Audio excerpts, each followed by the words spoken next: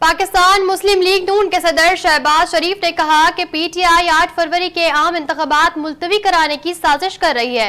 इंतखाबात में ताखीर हुई तो जिम्मेदार पीटीआई होगी। अपने एक बयान में शहबाज शरीफ ने कहा कि पीटीआई की दरख्वास्त अवाम की तर्जुमानी सबूताज करने की साजिश है। पीटीआई की दरख्वास्त इलेक्शन से फरार की मंसूबाबंदी है। इनका कहना है कि साइफर की तरह पीटीआई 8 फरवरी के आम इंतखाबात के खिलाफ साजिश कर रही है।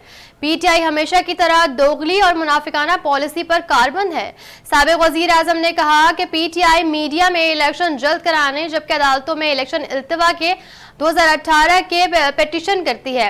इंतखाबात में भी ब्यूरोक्रेसी ने ही डिस्ट्रिक्ट रिटर्निंग अफसरान के जिम्मे में 2018 दारी निभाई थी।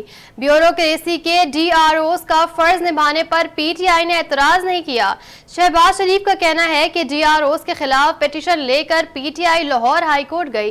साइफर में अवाम में कुछ कहा और तहकीकात में कुछ कहा।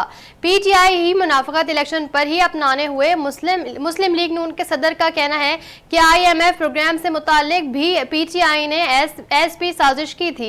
ये जमात मुल्क में एली बहरान करके सियासी अदम इस्तेहकाम चाहती है।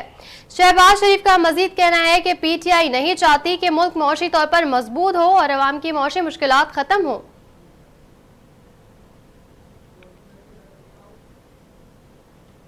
न्यूज़ स्टूडियो से फिलहाल इतना ही। मजीद न्यूज और अपडेट्स के लिए देखते रहिए उर्दू न्यूज नेटवर्क।